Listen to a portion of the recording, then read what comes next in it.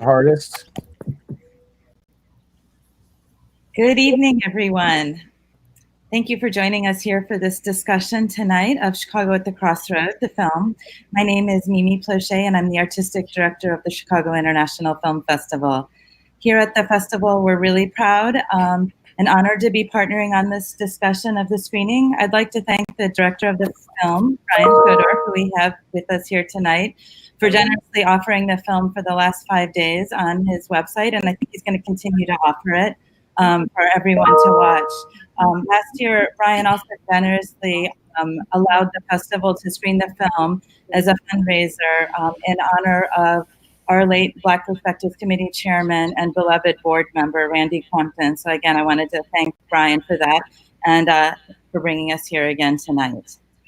I'm also like to thank Robin Robinson, who's here with us tonight to moderate the conversation.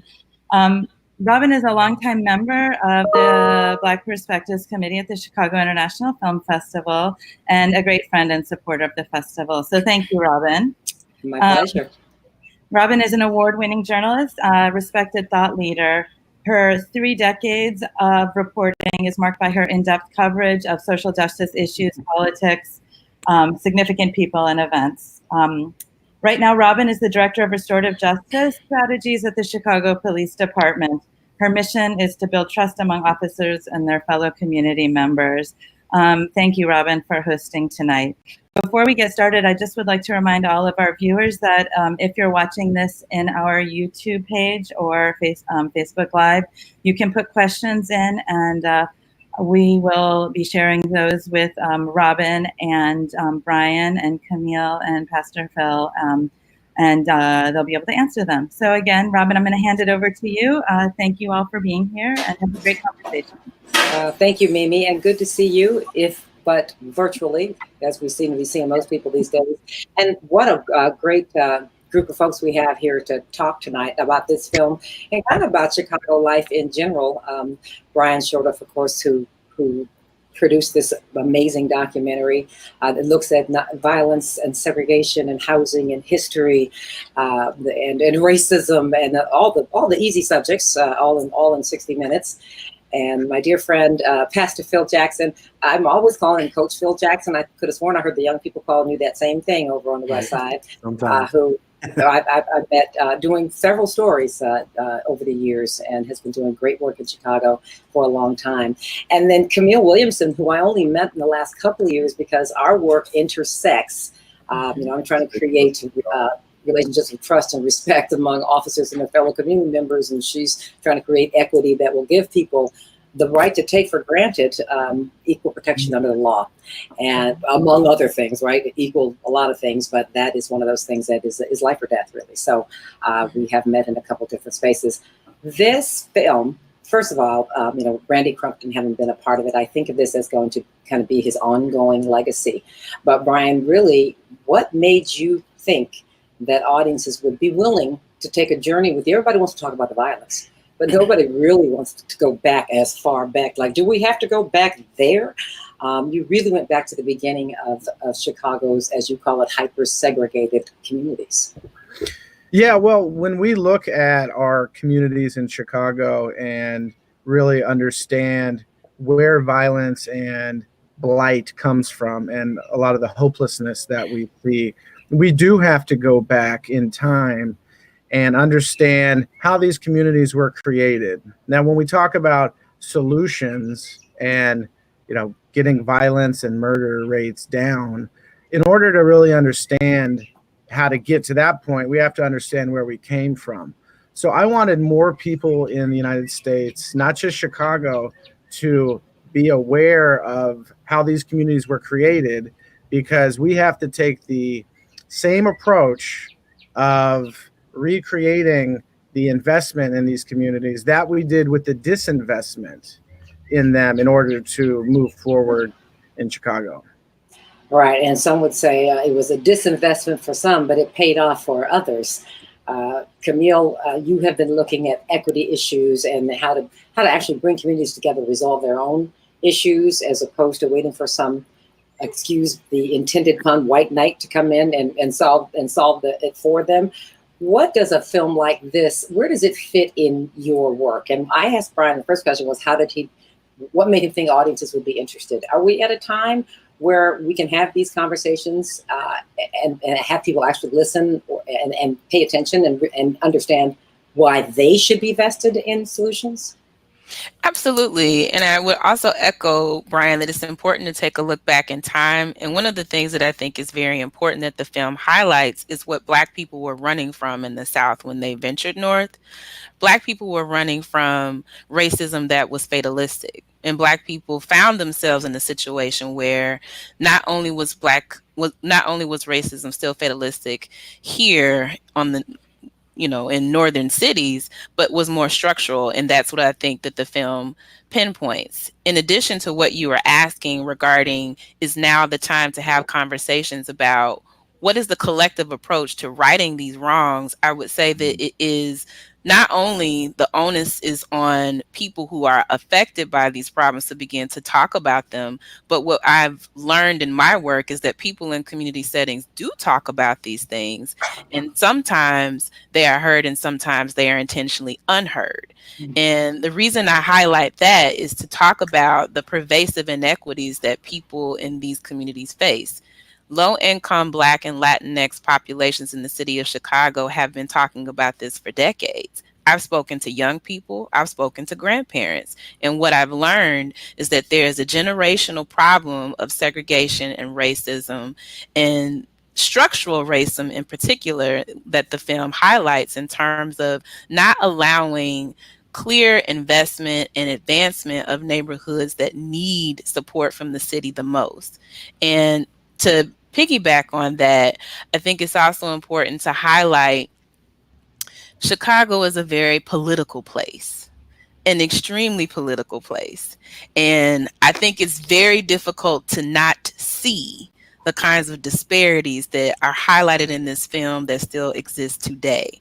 And it's important for any elected or appointed official to take stock of these historical wrongs and put together a platform that takes an equitable approach to resolving them with community members alongside them. It's only important for them if it's going to get them kicked out of office or keep them from being elected, and that requires an engaged populace.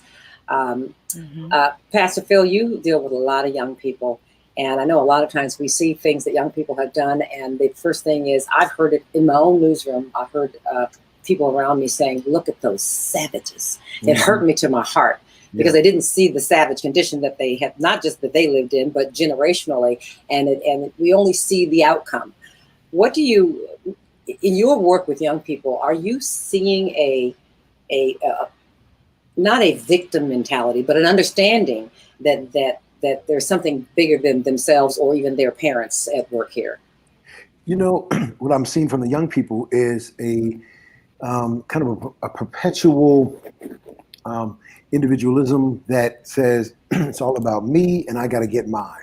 America is about getting there, so I need to be about getting mine. And so almost to the degree at any cost, by any means necessary. Sometimes it's a good look when you look at millennials and trying to be entrepreneurial or trying to be uniquely an influencer on the web. But a lot of the young people we work with, that's far from the world that they're in. And so their world is what I got to get for me to make me survive. And oftentimes it's driven through materialism, right, and economics. And the navigating of that, even when we ask young guys, when we sit them down, like, what do you want to do? What do you want to be? Is one of the questions that was even asked in the film, because that has never been given the freedom to know that you can be given the permission to be a genius or to be great. I just want to make some money. I need to make $17, $18 an hour. I mean, that tends to be the go-to, because that's all that seems to be it makes sense and creates survival. So I can survive if I make this amount of money, but not really to dream about more than that, And so I think some of the challenges is clearing the smog of the systemic issues that they have lived in that has become normal, and yet seeing the hope that they can be the change agents, giving them enough platform to do that. So I really wanted to talk about the film first because people just got done watching it, but I also want to talk about you guys. So this is not, everybody sent their bio and everybody can Google you. That's how people find out about us, or what we hope is true sometimes. So I want to get a little bit personal because that might help me with your motivations for the work that you do. So give me, first of all, the work that you do, if you described it in one sentence, and then tell me one thing that during this COVID lockdown you have done that you wouldn't have done otherwise, and you're glad you did. All right, so we are, Mimi kind of gave my work background. I work with the police. I work for the community, but with the police. And the community includes the police, the officers, right? Structurally, that's where a lot of the work that has to be done. But my background is storytelling. And the one thing I did that I would not have gotten a dog, but I got a dog during this lockdown, and I'm glad I did. All right, so that's one thing that I did that I'm glad I didn't. I wouldn't have done otherwise.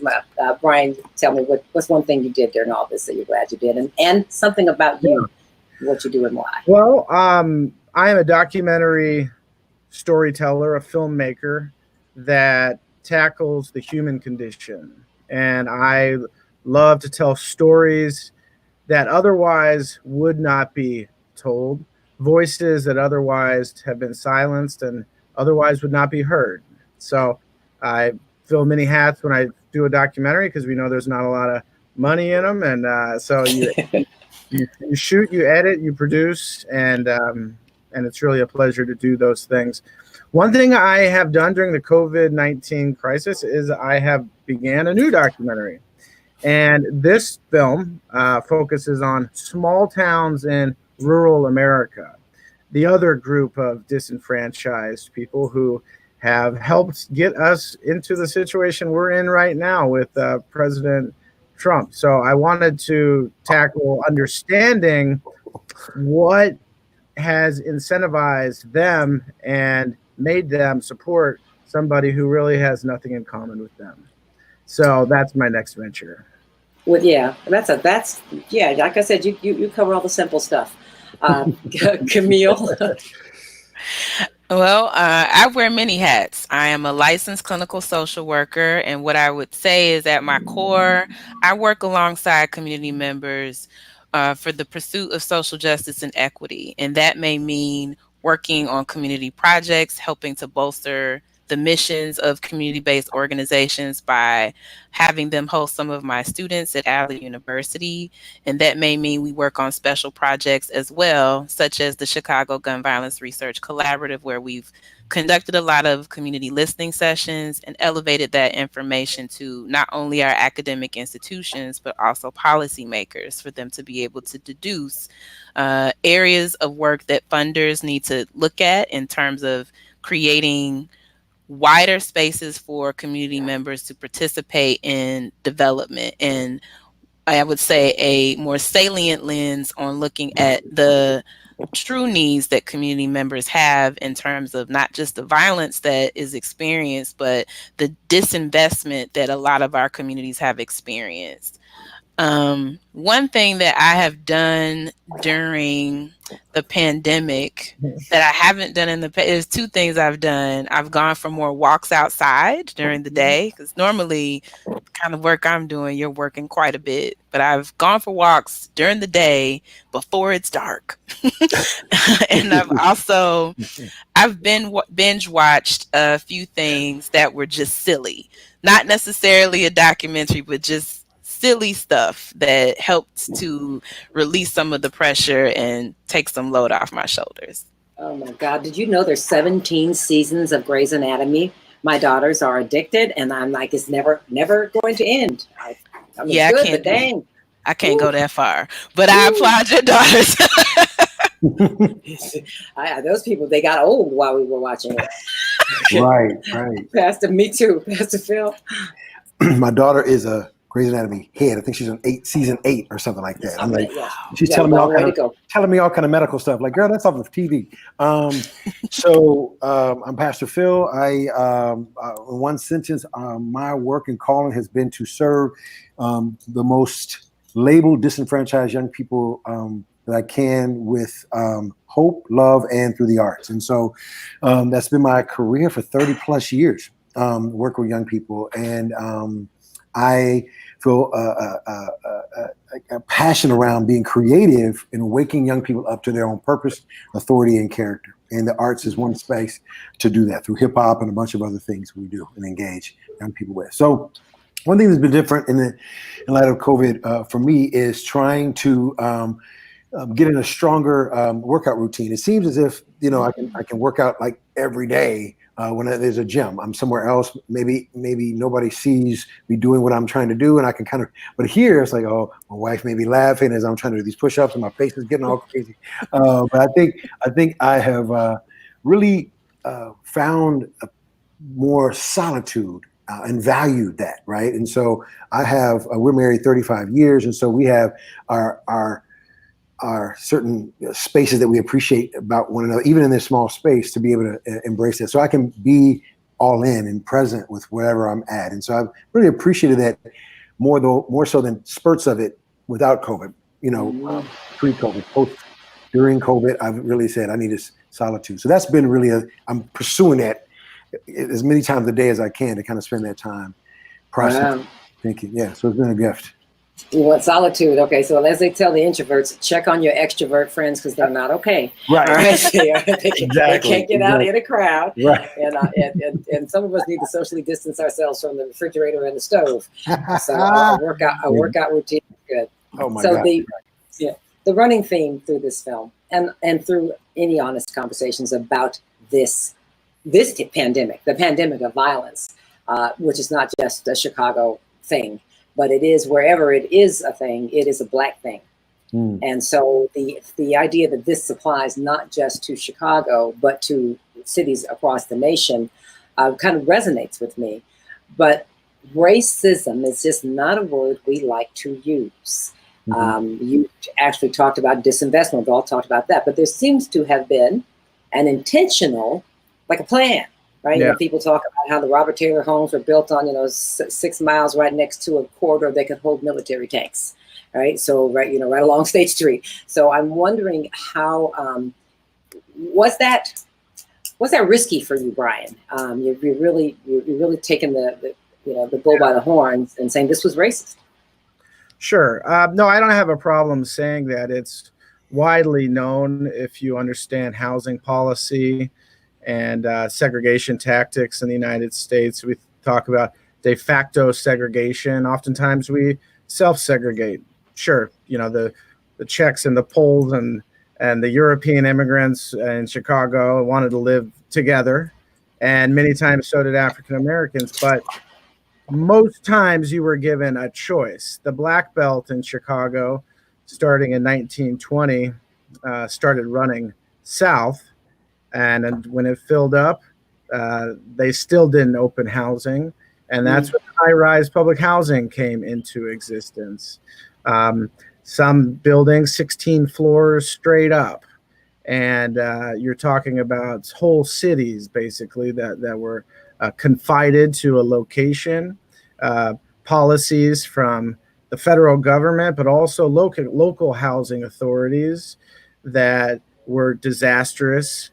Their projects in Chicago was just that, a project, and they failed for many reasons that we talk in the film, from architecture to funding mechanisms to just isolating of poor people. And but once all of it came together, at the end of the day, it was rooted in racist housing policies. So I have no problem bringing that to light, and I feel as somebody who lives within a city who has such problems with violence, and our fellow citizens are living in confined blight, that we need to raise these questions. I feel like the private sector needs to do more. I feel like the past city sector, the government in Chicago and other cities hasn't done enough. I feel like we invest in downtown central business districts, which is fine, but that dollar doesn't get down to the community that needs it the most. So if we can spend years building Millennium Park for our tourists, and if we can build the riverfront and spend millions and millions of dollars on that, then we also need to invest in the communities that have been disinvested in, and we need to be intentional with how we do it. So we often talk about those high rises and that concentrated public housing, but despite they and I love the scene in the film in the documentary where we have Old Man Daly with the breaking ground, and then we have the Richard M. talking about, well, these got to come down. All right, so it's like the book ends. You're basically contradicting what your father said, but or maybe we've learned more. If we knew better, we do better. But a lot of people made a lot of money building those projects as well. So, but there was a community that existed still, even under those circumstances. Was it just as damning for the emotional well-being of those residents when their homes were also torn down? I spent, I was a reporter at that time, so I spent, 2 or 3 nights in Cabrini Green with a family that was really, doing the best they could to make, and they considered it to be home. And were devastated to think that they would have to leave there. Camille, I'm wondering, in your research, did that kind of disbursement of the residents, did it do as much damage as the clumping together did to begin with? I guess the way that I would describe it is that it's a continuous, pervasive damage. And it's not as if it's segmented or separate from being stacked on top of each other, fleeing lynching and Jim Crow of the South. It's a continuum of terror, and the displacement is a part of that. In some of my previous jobs, I've worked with young people on the southwest side of Chicago at an organization called the Southwest Youth Collaborative. And a lot of the young people that we worked with in the late 90s, early 2000s were children of people who were displaced from those housing projects. And the displacement that young people talked about not only was problematic for their family members, but they too were trying to figure out, why is it possible to just move me wherever someone decides I get to be? Why don't I have any choice? Why is this way? This is unfair. This is unjust. And as a young person is coming of age and developing an identity, it really resonates with me when you said, Pastor Phil, where young people that you work with are thinking about like, well, I need to figure out what I need to do for myself. I think part of that has to do with that displacement. I think part of that has to do with not having a place to have choice, not having a place to have agency, not having a place to say, I get to breathe, I get to learn, I get to grow up and become without the threat of violence that is structural, that is systemic, or in some cases may come from police. So in those particular areas, I would say the displacement is a continuum of the structural racism that Black people experience, not only in Chicago, but across the United States of America. And that too is felt in young people, is felt in their grandparents, it's felt in their parents, it's tied to the prison industrial complex, it's tied to quote unquote welfare policy. These are all intersections of displacement. These are all intersections of the racism that Brian referenced in terms of what his film highlights. Brian, we hadn't thought about the policy where the father couldn't live in the home. I mean, I remember the movie Claudine. Right. And that was, where that was dramatized for a lot of people. And think about what that did to destroy not just the family, but the father figure. Pastor Phil, the film does end on a kind of a hopeful note from you. And I know you're a hopeful dude. Right. So what about what you see there in North Lawndale makes you hopeful? Well, the people of North Lawndale are tenacious and they are resilient.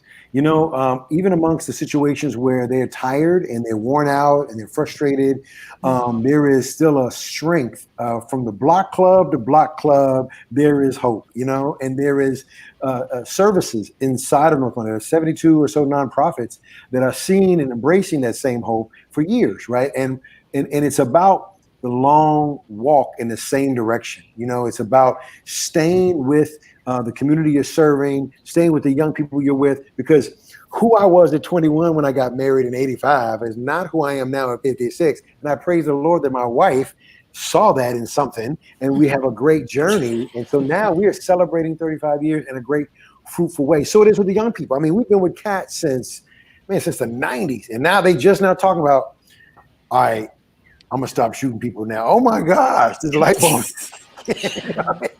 But we've been with you all time and time again. So it's a what we say a fire hydrant of hope. And when you have that level of tenacity and that level of engagement, day after day, consistently, there begins to be a realization. I mean, amongst the young people who feel and are labeled disenfranchised or disadvantaged, that see themselves as great. I mean, our whole effort at the Firehouse is what we call permission ships. You have permission to be great. You have permission to be brilliant, where you don't need permission to shoot nobody, smoke weed, wild out, cuss out a grown person on the bus stop, but you seem to need permission to be great. And so our effort is to create a path of that, and constantly. So there's sparks of some of that, and sometimes it's, once the fog clears over time, then somebody can own it. A young man I was just talking to on the phone was asking me to write a letter for another friend of his, but this guy on the phone has been through some crazy stuff in his own life, and he's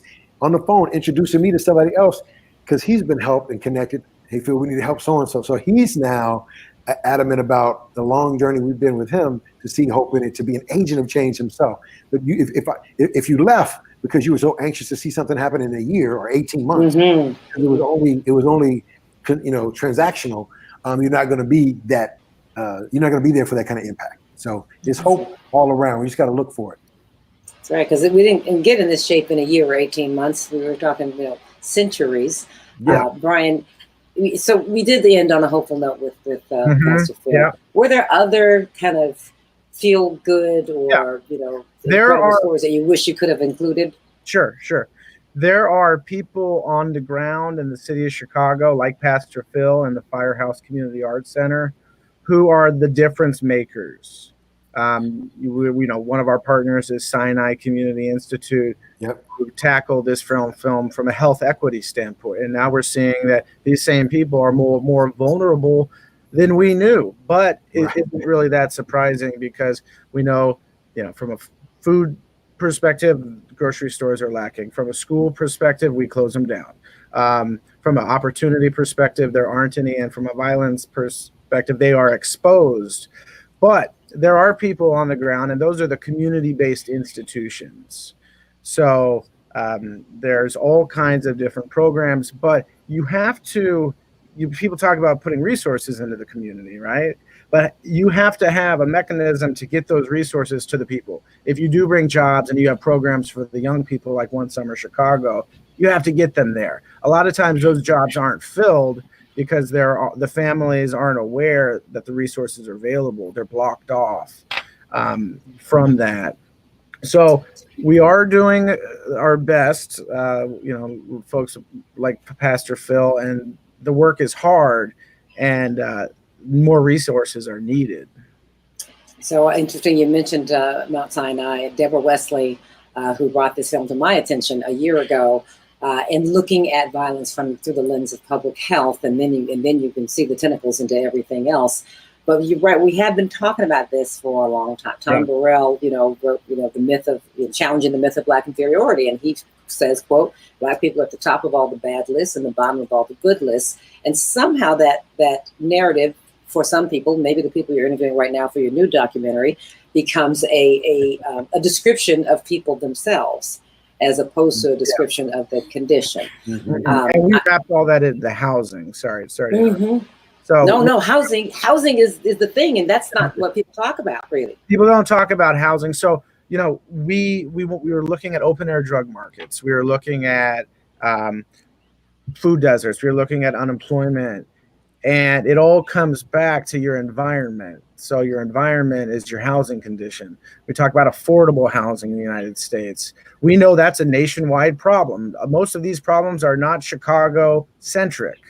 These are problems that we all face, regardless of color, regardless of socioeconomic status. We all have a lot of the same issues. So I want people to watch this film, and I want them to be able to just get a little push to go out and get involved in some of the organizations that are helping to make the difference. And you say that it's not, these are problems with people no matter their color, but if we're being honest, well, right.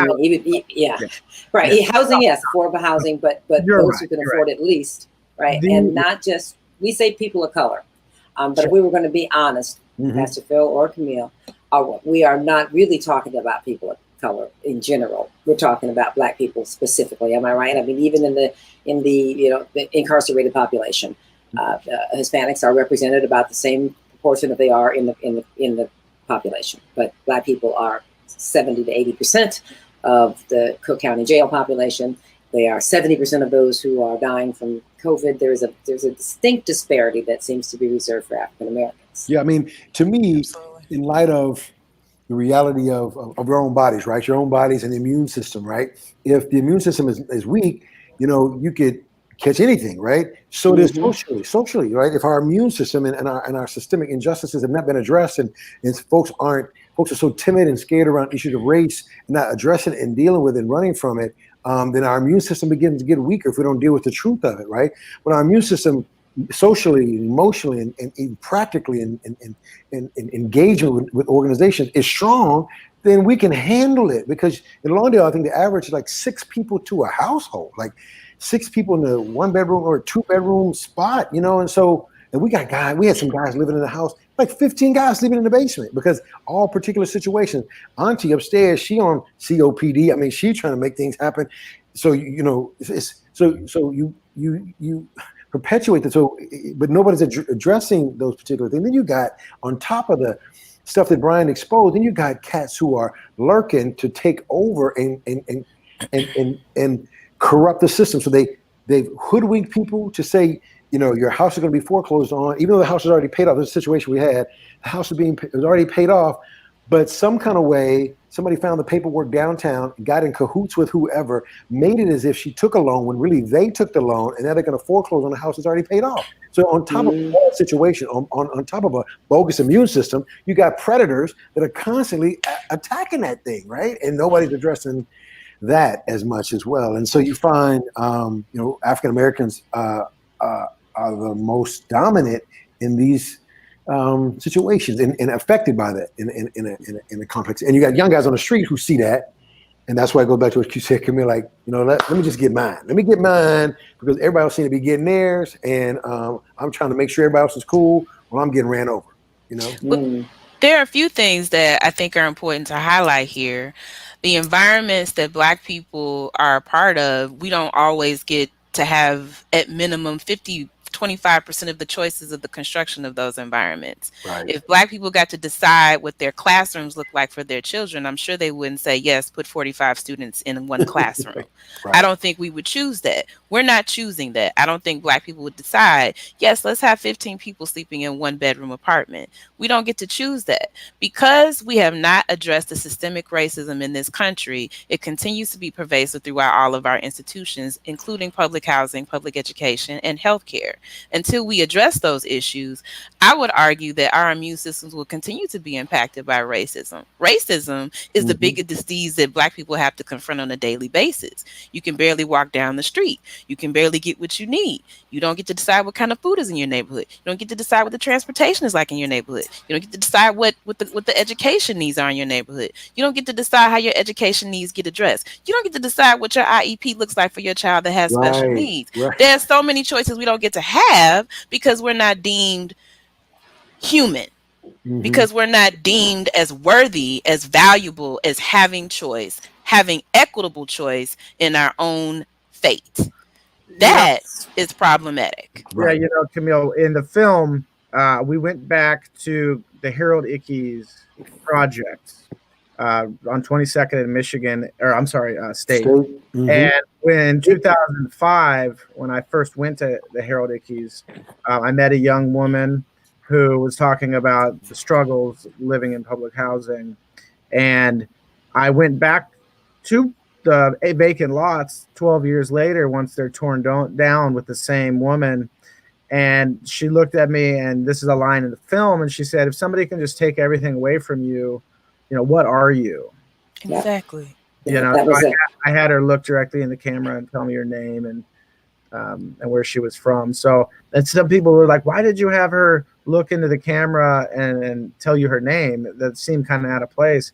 And I said, well, I wanted to communicate to the viewer that this is somebody who is announcing themselves to you after feeling, and introducing themselves after feeling like they weren't worthy of decision. She was saying, "I am somebody." Right. And To quote the other Reverend Jackson. What I would say is, why wouldn't you have her look into the camera and say her name? Right. Why wouldn't we want to know who she is? Exactly. Right. Right. So this whole gentrification issue, which is also raised in the film with Cabrini Green, perhaps being torn down partly because it wasn't a great place, but partly because it was on extremely valuable land, almost makes people sometimes not be leery of improvement. When they built the Whole Foods in Inglewood, people there said, "Well, they're not building it for us, so we must be on our way out." How do you balance that? That obvious need for improvement, right? To have a choice of the type of community you want to live in, and then not have it become, well, now it's a great place to live and close to downtown, so I won't be able to live here. I will be priced out. You're talking about some major policy changes here. You think we have the stomach for that? Anybody? Yeah, I mean, you're looking at gentrification, so pricing people out, and you see it across the city of Chicago right now. Whole Foods is great, but it's not. And a Starbucks is great, but are you really going to have a Starbucks on every corner? They're not. Those aren't the type of changes. Granted, they help, that are really going to make that change in the economic impact in these communities.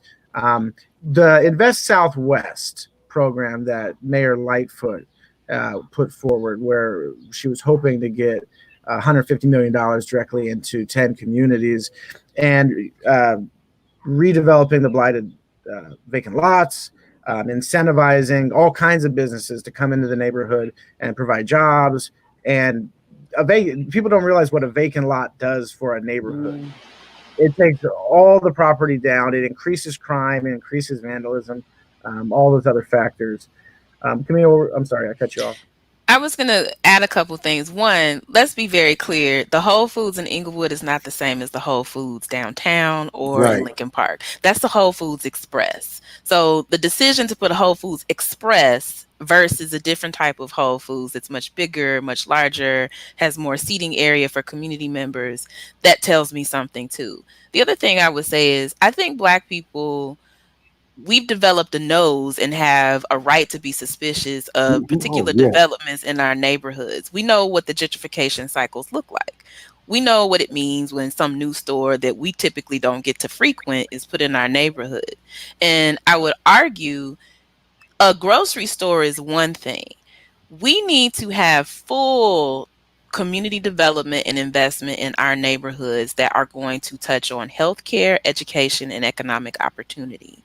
It's not enough to put one Whole Foods Express. And there has to be a communicative acknowledgement of the wrongs that have been done, of the damage and the disinvestment that has happened in our communities. It's not enough to just put a couple of things here in a couple of pockets. We have to be clear. We have to be open and honest. And community members deserve the respectful communication and acknowledgement that these things have happened. And there needs to be a collective response inclusive of their choices for what their community investment should look like to right those wrongs. So I think that the suspicion is fair. I also think that there are some steps that can be taken by our mayor's office, by other funders, that point to better relationship building with community members, inclusive of the institutions that serve them. And see, I agree with you. I believe the key thing, like for example, in London, there was a Starbucks, right? A Starbucks kicked in, and everybody in the hood was like, "That's that $7 coffee. I didn't get $7 coffee." I was like, they didn't do anything to talk to people. And then what happened? McDonald's started offering free coffee on Mondays, and that the old heads, that's all they needed to know. And so they had hired a few cats. I said, man, it'd be great if y'all had like some poetry things. You had high school students. I mean, just being able to find a way that it was inclusive, but it didn't start out that way. It was like backwards, right? And so, but on top of that, they shut down after maybe a little over a year or something. There wasn't, and there will not be, I don't think, when organizations come this way, for a long-term staying power. In order to do that, you need community residents. What needs to take place is, I believe, finding out, like Keisha's right there on 16th Street in Millard. She got the banging food, smoke, jerking, everything. Find out what we can do with Keisha if she wants to.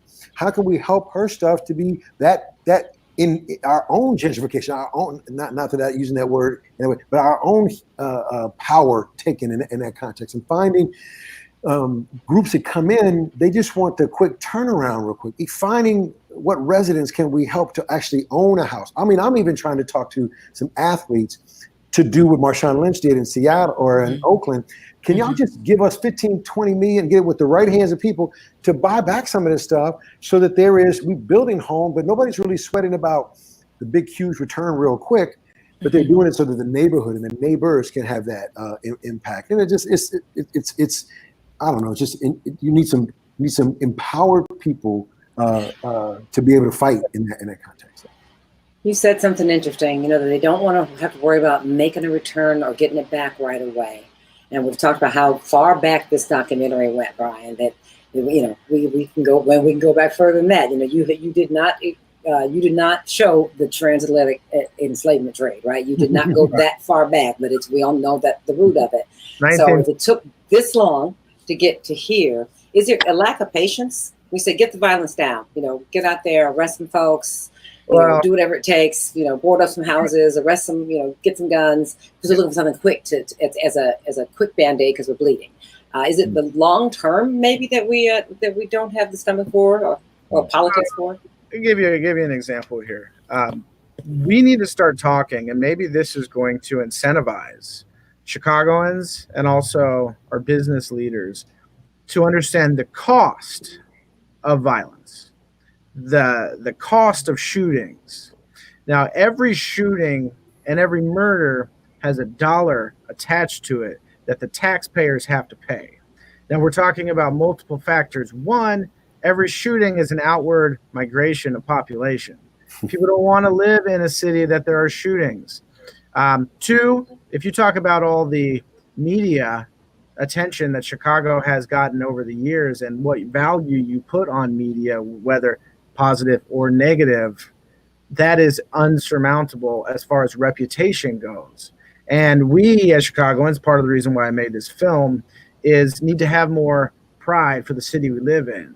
And we need to have more respect for the citizens that reside in the city with us. Because at the end of the day, it's going to come back and affect your pocketbook in the form of police overtime, hospital costs, you name it down the list. So it's very important if loss of lives don't hit you in the heartstring, pull on your heartstrings, wherever you live, in the suburbs, downtown. Listen, there are 9.5 million people in Chicagoland, and Chicago is a great city. Chicago has, united a continent through rail and freight. We invented a skyscraper, or the skyscraper. We put presidents in the White House and hang championship banners. You're telling me that we can't get a hold of our violence epidemic? In the last 60 years, we've had over 40,000 murders. Enough is enough. So, Brian, people want to know, how did a white boy from Dakota or Idaho, or wherever you're from, but I know Kansas? Did you say Kansas? Kansas. How did you get interested in the plight of mostly Black people in Chicago? Yeah. Okay. It started out as a documentary. I was interested in homelessness in Chicago. Mm-hmm. I was very intrigued by the dichotomy of the towering skyscrapers with billion-dollar corporations in them and the men panhandling at the bottom of those buildings. Mm-hmm. So after interviewing men and women over the course of about a year and a half, many of their stories I found were different. Some became homeless due to drugs, alcohol, traumatic events, alcohol or substance abuse, like I said. But a lot of times their story at the end of the day would go home to public housing. And when I first went to public housing, I don't know what the right word is, amazed or just startled at the sheer size and magnitude of the buildings, the status of their state, the dilapidated state at the end, And I was also interested in the community that was there and what was going to happen once they made the decision to tear all these buildings down. So the other part of it is being from Kansas, I wanted people across the country to understand what's going on in this city. I kind of thought I was saving the world for a while. It happened. Yeah, Right. Yes. And over the years, the story has evolved. And hey, buddy, It's like enough already. just kind of sticking with it. People, I worried that people were going to think I'm crazy because I would film in all these vacant lots. Like, Oh, you were the safest man in the neighborhood. Don't worry, we're not going to mess with you. The guy who walked around vacant lots where former project things live. That was just fascinating. Right. Yeah. There is a community intelligence that says if we mess with him, they're gonna come down hard on us, right? So you were the safest person in the neighborhood because Black lives do not automatically matter, and I think that's the bottom line. Whatever you prescribe to politically, you have to be that to internalize that. That you don't get the benefit of the doubt. How that happens in Chicago has been really clearly explained in your documentary. Do we have any hope that the rest of the country will look at this and see a semblance of their own mistreatment of people? You would hope that Chicago could be the example of how to mobilize an effort to create an equitable city for all. We haven't done it. We haven't made considerable progress yet, but I feel like Mayor Lightfoot was on the right track to making considerable progress. Now we have to look at how this COVID-19 pandemic, once in a lifetime experience, is going to affect the progress we were trying to make. And I don't know what's going to happen. Pastor Phil, 49 shootings. If last weekend's any indicator, Right.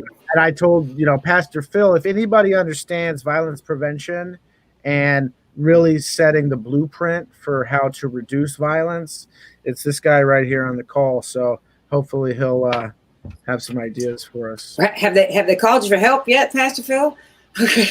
Have they called what? Have they called to help? Called you for help? Yeah. We just grind with where we're at and what we're doing, and as we can connect with those who want to connect with us, we can. And working with everybody we can, especially in North Lawndale, whether it's UCAN or CRED or whoever else can continue to partner. I mean, I think the key is strong outreach workers, right? Outreach workers that are community relational, culturally sensitive, have something to offer and something to say, and can do life with young people and then usher them into spaces where they are able to grow and be disconnected. When you can get out of the way for a little bit, you can find yourself like, wow, I didn't know that I really embrace another way of living. This is a unique place for me to be in, and I want to do this. And so when that becomes norm, but you need so many of those. You need so many of those arms to make that happen, And there's really no big profit in it. So we talk about 72 nonprofits located there, right. But if we center our American way of life around profit as opposed to around people or around the earth, then the people who can do something else are not necessarily going to do that. Right, and I'm sorry, real quick. Our work is we're committed to the long journey with young people, right? And I know violence is hard. Violence is right now. 9 murder this weekend. I mean, so there's an urgency about it, right? And I get that. We still need to be about that urgency, but we need a long-term game. And I think there's some folks coming together to kind of weave a spider web together to make that happen. I mean, when Superintendent Johnson was there, I asked him, what can happen in the academy? Can there be officers who are at the firehouse for the next 5 years? They spend 3 hours a week, 5 hours a week, and they just post up with us and they just intermingle. And that's a part of their job, part of their week that they got to spend some time at LAMP or, different places to be able to get to know these kids. So when they do see them, they recognize this kid ain't that kid, but the boys he's hanging with, maybe I got to.